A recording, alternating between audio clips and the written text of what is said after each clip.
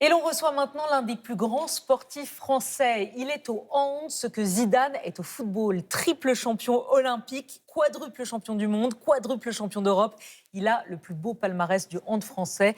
Il raconte son histoire et se livre comme jamais sur la face plus tourmentée de sa vie dans Ma plus belle victoire, son autobiographie aux éditions Flammarion.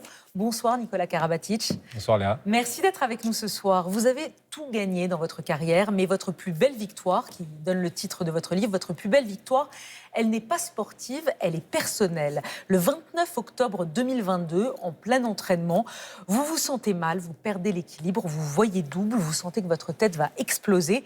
Les médecins concluent à une commotion cérébrale, sauf que vous n'avez pas eu de choc et que ce n'est pas une commotion cérébrale.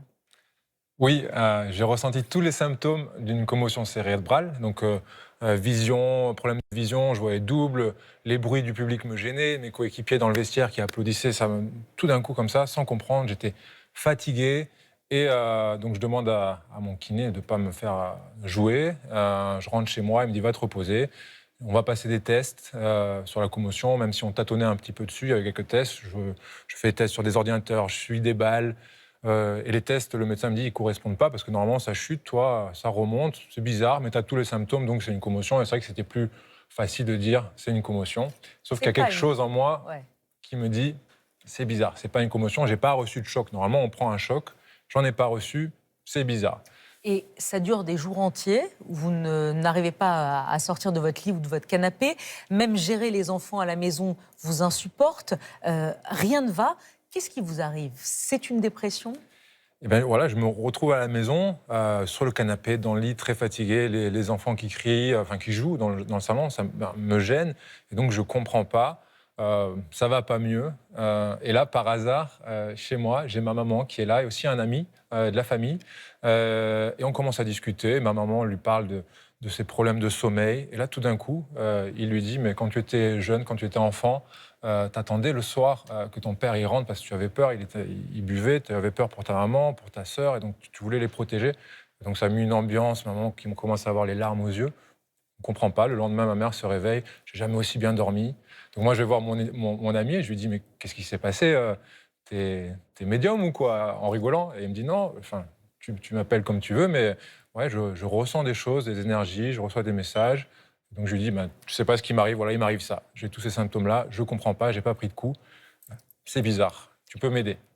Et là, il va vous donner un conseil qui est reconnecte-toi avec la nature et ça ira mieux. En gros, t'es déconnecté de toi-même, ce qui veut dire que tu es dans cet état qui va vraiment durer des jours, des semaines. C'est ça que vous racontez.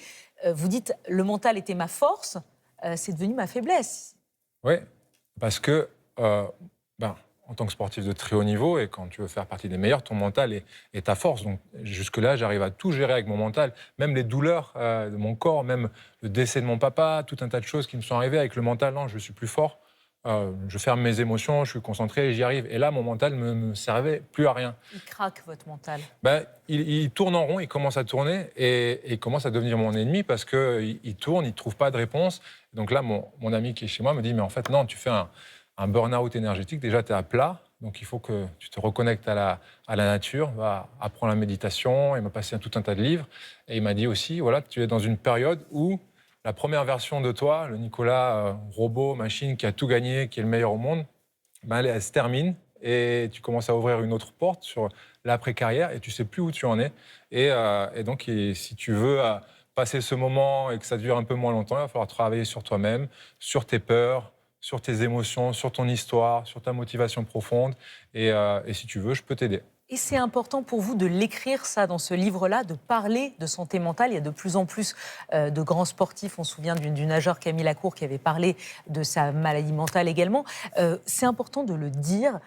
Pendant longtemps, la santé mentale était un tabou dans le sport. Aujourd'hui, de plus en plus de grands sportifs, comme vous, disent non, parfois tu craques, et montrent et disent leurs faiblesses.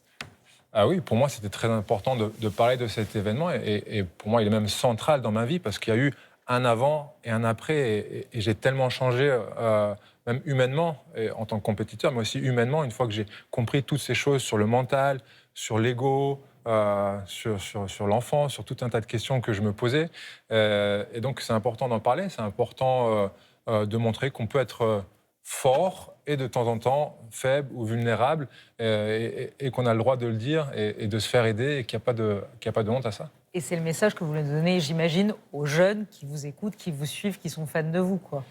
Quand on me pose la question, voilà, je raconte mon histoire. Je raconte aussi que quand j'étais jeune, la santé mentale, je le gérais tout seul. J'avais la chance d'avoir un papa à côté. Et c'est vrai que moi, quand j'ai commencé, on ne parlait pas trop de préparateurs mentaux. C'était presque un peu un tabou. Mais en y réfléchissant, je me suis dit, mais en fait, mon préparateur mental, c'était mon papa. J'ai eu une chance incroyable de l'avoir à mes côtés. Il m'a guidé, il m'a donné des mantras. Et donc, ce que je dis aux jeunes, c'est, vous avez dans vos entourages tout le temps une personne comme ça qui est de bons conseils. Quand vous êtes avec eux et que vous discutez, vous sentez une énergie, vous vous sentez mieux après. Ce type de personnes-là, même si vous n'avez pas envie d'aller voir des préparateurs mentaux, mais pour parler de vos problèmes, parler des petites questions que vous avez, de ce qui vous gêne, et il y aura toujours quelqu'un qui vous aidera. Allez-y, parlez donc. Merci beaucoup Nicolas Karabatic.